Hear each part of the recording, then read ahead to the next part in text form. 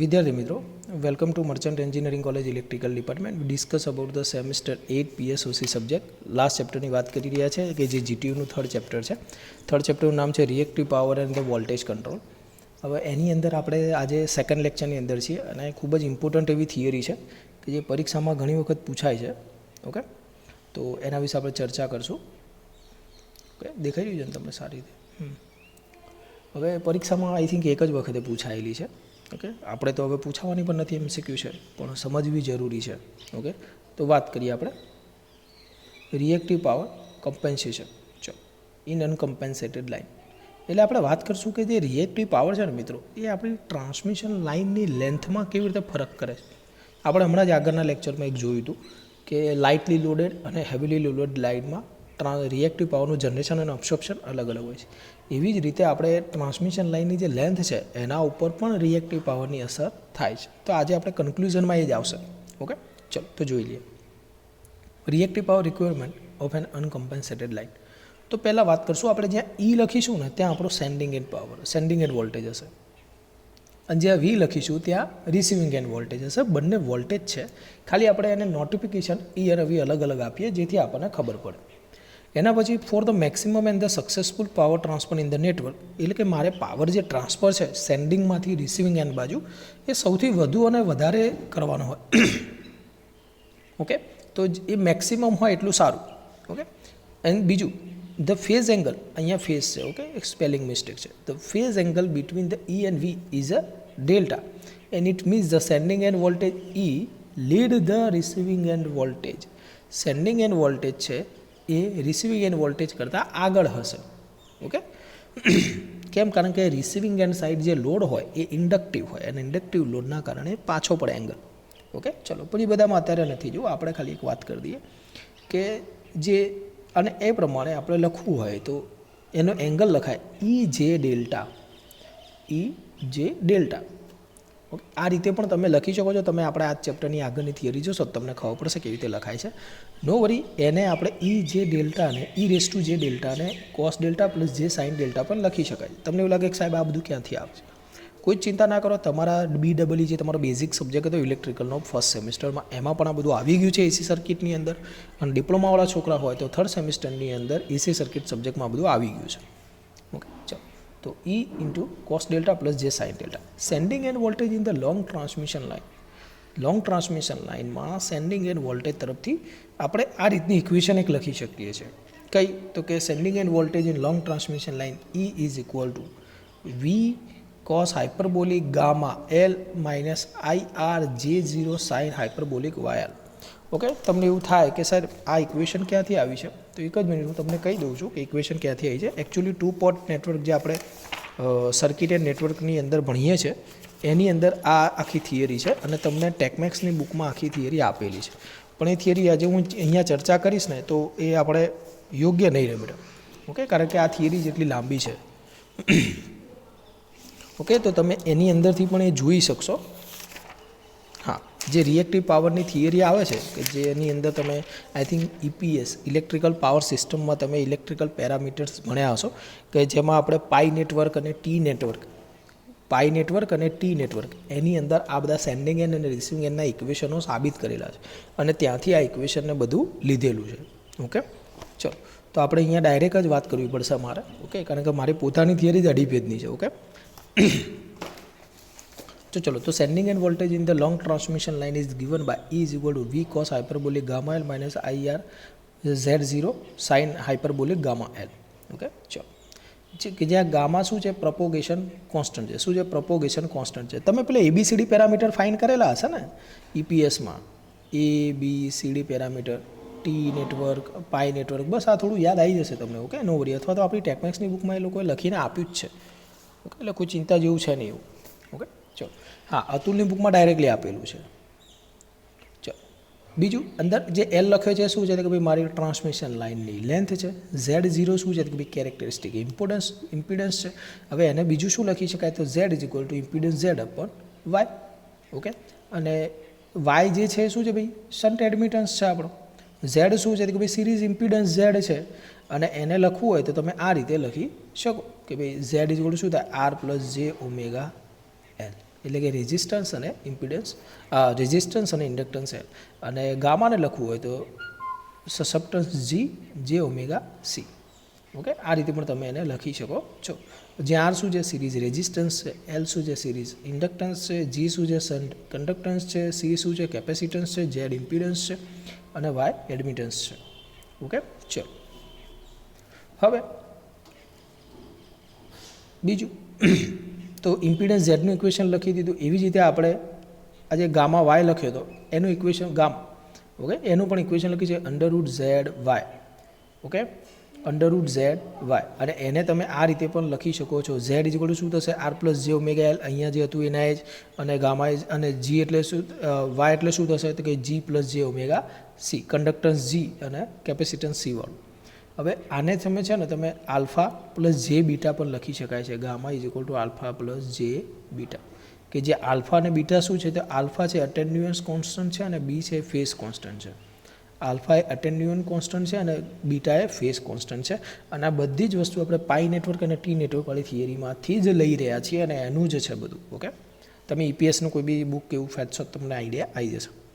એના પછી જે બીટા છે એને આ ઇક્વેશન પણ તમે લખી શકો છો 1/2 અંડરરૂટ એલસી.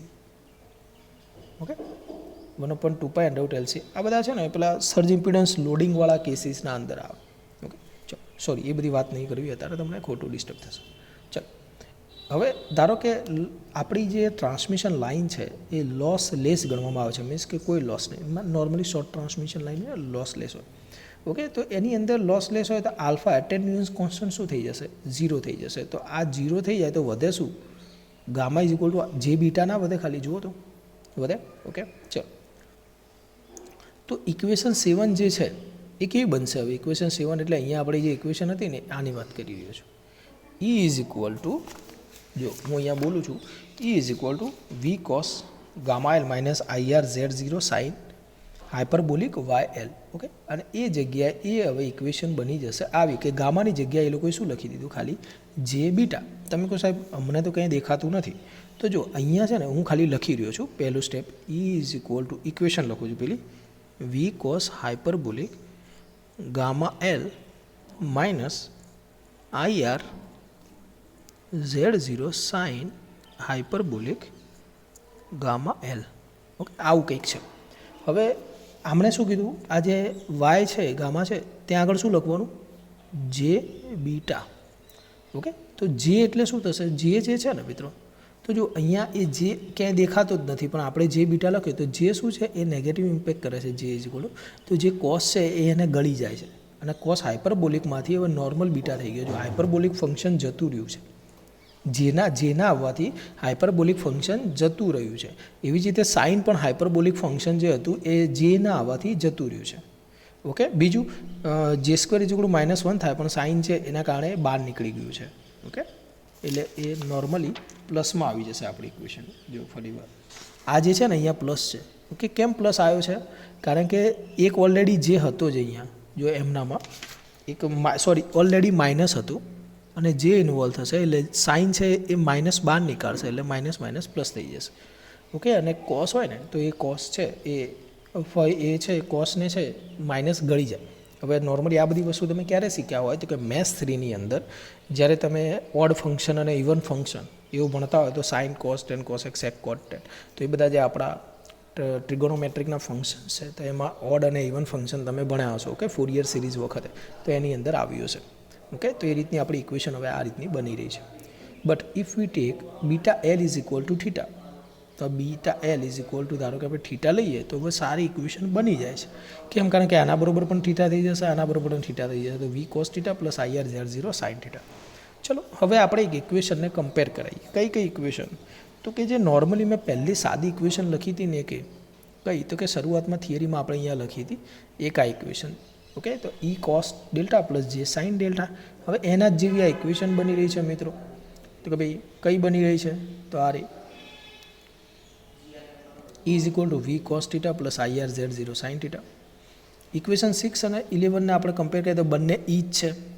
એ શું હતા આપણા સેન્ડિંગ એન્ડ વોલ્ટેજ હતા, બંનેને સરખાવી દો. ફ્રોમ ધ પાવર ટ્રાયંગલ, હવે પાવર ટ્રાયંગલની જરૂર નથી, P = VI લખી શકાય. તો આઈની જગ્યાએ P/V લખાય. આપણે અહીંયા શું છે, એક્ટિવ અને રિએક્ટિવ પાવરનો ડિફરન્સ લઈએ તો P - jQ, બંનેનો ડિફરન્સ આવી ગયો એક્ટિવ રિએક્ટિવનો.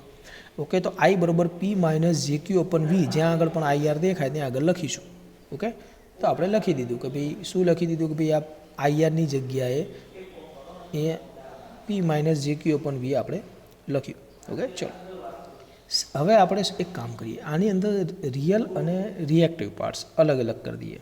તો તમે જોઈ શકશો આ રિયલ કહેવાય, E cos ડેલ્ટા, આ V cosને પણ રિયલ કહેવાય. એવી રીતે આ JZ0 સાઇન અને આ P/V ને બાકી રાખો, પણ આ JQ/V છે ને એને લો. તો એક જે અને આ બીજો જે ભેગા થઈને શું થઈ જશે, J² = -1 આવશે.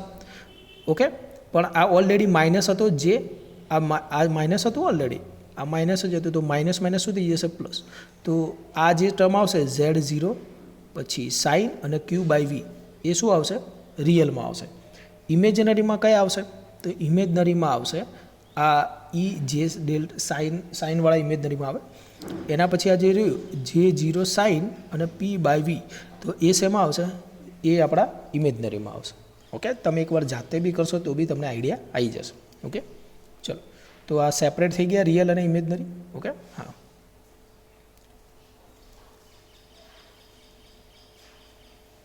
નાઉ calculate the reactive power value from the equation 17. હવે ઇક્વેશન 17 ઉપરથી આપણે જો રિએક્ટિવ પાવરનું કેલ્ક્યુલેશન કરીએ, મીન્સ કે ઇક્વેશન 17 એટલે આપણો હાલ છેલ્લે જે લખ્યું ને જ આને 17 જ કહે છે. એક મિનિટ,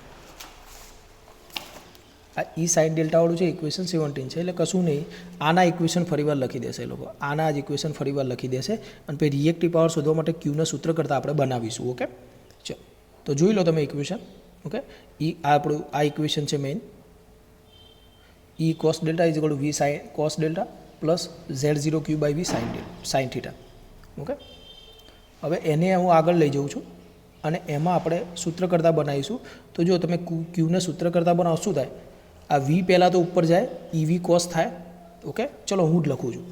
ચલો એક કામ કરીએ, આ V છે એ V અહીંયાથી નીકાળવો હોય તો બંનેમાં વેચવો પડે કે ના વેચવો પડે, તો શું થઈ જાય, EV cos થાય અને આ પણ V² cos થાય કે ના થાય, V² cos થાય, V બંને જાય. બીજું Qને સૂત્ર કરતાં બનાવતા Z0 અને સાઇન વડે બંનેને ભાગવું પડે, Z0 અને સાઇન વડે. ઓકે, અને આ છે V, એને બરાબરની સામે મોકલું તો માઇનસ થઈ જશે. આ જે V છે એને બરાબરની સામે મોકલું શું થઈ જશે, માઇનસ થઈ જશે. ઓકે, તો તમે જોઈ લો, આ આ V વધારાનો આવ્યો એટલે V cos એમના એમ માઇનસ આ V હતો અને નીચેથી V ઉપર આવ્યો એટલે V² * cos અને આ Z0 સાઇન વડે બંનેને ભાગી દો, તો આવું ઇક્વેશન તમને મળી જશે રિએક્ટિવ પાવરનું. અથવા તો ચોપડામાં એક વખતે કરી લો, Qને સૂત્ર કરતાં બનાવો, તમને આવડવું જોઈએ. ઓકે, ચલો, તો એ વાત થઈ. હવે એવી જ રીતે આપણે સેન્ડિંગ એન્ડ પાવર લખવો હોય, એવી રીતે આપણે QR થયો, Q સેન્ડિંગ એન્ડ લખવો તો કશું જ ખાલી આગળ એક માઇનસ કરી દેવાનું. ઓકે, ચલો, તો ઇક્વેશન 18 અને 19 મળી ગઈ. Value of the reactive power for both the end, sending અને રિસીવિંગ એન્ડ. રિસીવિંગ એન્ડ જે છે એ નોર્મલ છે, સેન્ડિંગ એન્ડ નેગેટિવ છે.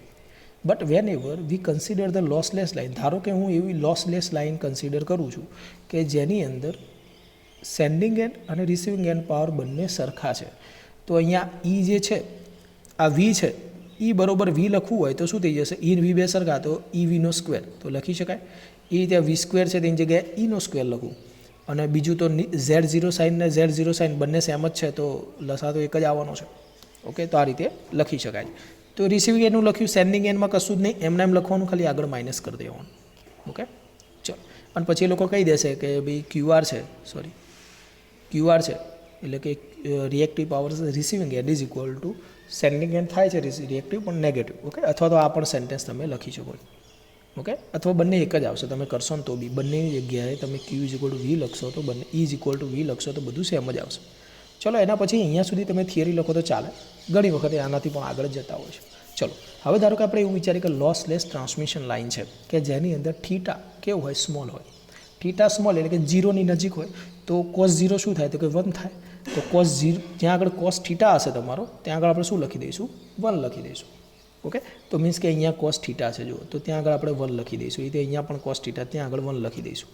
એવી જ રીતે મિત્રો બીજું છે Z0 સાઇન થીટા. તો સાઇન છે 0ની નજીક હશે તો સાઇન 0ની વેલ્યુ થઈ જશે. હવે એ 0 થશે તો તમે એ ઝેડ આખું નીકળીને રિએક્ટન્સમાં ફેરવાઈ જશે.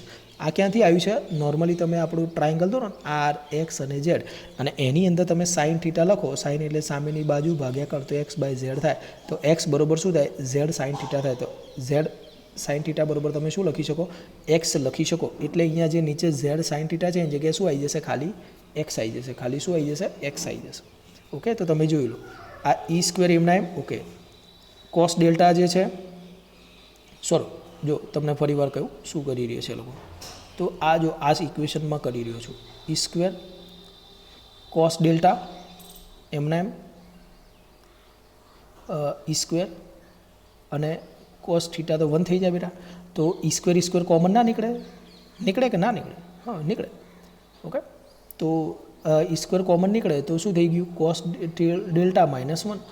ઓકે, અહીંયા સેન્ડિંગ એનનું લખેલું છે, મેં રિસીવિંગ એનનું ઇક્વેશન બનાવ્યું. ઓકે, જ્યારે તમે સેન્ડિંગ એનનું બનાવશો તો કોસ ડેલ્ટા -1 છે એની જગ્યાએ 1 - કોસ ડેલ્ટા આવશે. આ રીતે જે હાલ બતાવી રહ્યા છે સિમ્પલ, બંનેમાં ખાલી એક માઇનસનો જ ફરક હશે. તમારે ખાલી આ વેલ્યુ અંદર પુટ કરી દેવાની છે અને નીચે શું આવી જશે? Z0 સાઇનની જગ્યાએ ખાલી એક્સ. ઓકે, તો પણ તમે લખી શકશો QS = Q-QR, QS = -QR. Okay, અને જે બતાવી રહ્યું છે કે this show the generation of reactive power is large for the longer transmission line. Generation જે છે રિએક્ટિવ પાવરનું એ લાર્જ ટ્રાન્સમિશન લાઇન હોય તો એમાં વધારે હોય છે. For heavy power flow the larger value of reactive power is needed. તમારે પાવર ફ્લો હેવી કરવો હોય તો એના માટે રિએક્ટિવ પાવરની પણ તમારે જરૂર પડે. For reactive power demand for a transmission line at a given shown in figure. હવે જો રિએક્ટિવ પાવરમાં કેવું એક ગ્રાફ બી આ લોકોએ આપેલો છે કે જેમાં તમને સર્જ ઇમ્પિડન્સ લોડિંગની માહિતી આપે છે, SIL, જેની હું આગળ તમને એક વખત બોલ્યો હતો. ઓકે, તો શું છે? The graph show the characteristic cross the x axis. હવે જ્યારે આનો ગ્રાફ દોરવામાં આવે છે, કેરેક્ટરિસ્ટિક દોરવામાં આવે છે પર્ટિક્યુલર પોઈન્ટ ઉપર રિએક્ટિવ પાવરની, તો એ આ રીતે જાય છે. એક્સ એક્સિસને કોઈ એક પોઈન્ટ ઉપર છેદે છે અને એ પોઈન્ટને આપણે કહીએ છીએ SIL, surge impedance loading point. Okay, કે જેમાં એવું કહી શકાય, એ વખતે એવું કહી શકાય the reactive power generated by the transmission line is absorbed by itself. જેટલો reactive power transmission line generate કરે છે એટલો જ કન્ઝ્યુમ કરી લે છે. ઓકે, એને SIL પોઈન્ટ કહેવાય. તમે દોરવું હોય તો દોરી શકો. અરે પણ પરીક્ષા જે MCQ છે, ઓકે, પણ તમને ખ્યાલ હોવો જોઈએ કે SIL પોઈન્ટ શું છે કે જેટલો ટ્રાન્સમિશન લાઇન દ્વારા પાવર જનરેટ થાય એટલો જ કન્ઝ્યુમ કરી શકાય. અને એ શું બતાવે છે કે it indicate that for particular amount of power transfer that are specific transmission line length, it means the transmission line length is constrained by the reactive power. એટલે મીન્સ કે જે લેન્થ છે અને રિએક્ટિવ પાવરને સીધું રિલેશન છે. કારણ કે જોઈ લો, તમને કિલોમીટરમાં લાઇન છે અને અહીંયાથી જ 300 થી 600 કિલોમીટર વચ્ચે આપણો પોઈન્ટ આવે છે. એટલે કે આપણે ટ્રાન્સમિશન લાઇનની લેન્થ જો કન્સિડર કરવી હોય તો રિએક્ટિવ પાવરના પોઈન્ટને પણ કન્સિડર કરવું પડે. અને અહીંયા જે કન્સ્ટ્રેન્ટેડ એટલે કે એક જાતનો અવરોધ તમે કહી શકો એને, અથવા તો મર્યાદા કહી શકો. ઓકે, તો રિએક્ટિવ પાવરની આપણે કન્ડિશન આપણે કેલ્ક્યુલેટ કરવી પડે છે નોર્મલી. તો આ વાતથી રિએક્ટિવ પાવર આપણું જે અનકમ્પેન્સેટેડ ટ્રાન્સમિશન લાઇનમાં કેવી રીતે અફેક્ટ કરે છે એની. ઓકે, થિયરી થોડી લાંબી છે પણ તમે એકવાર શાંતિથી જોશો ને પછી બુકમાં વાંચશો, તમારી જ્યારે જો ઝેરોક્સ કરાવી હોય કંઈ બી હોય તો તરત તમને આઈડિયા આવી જશે. ઓકે, તો આજે અહીંયા સુધી. Thank you.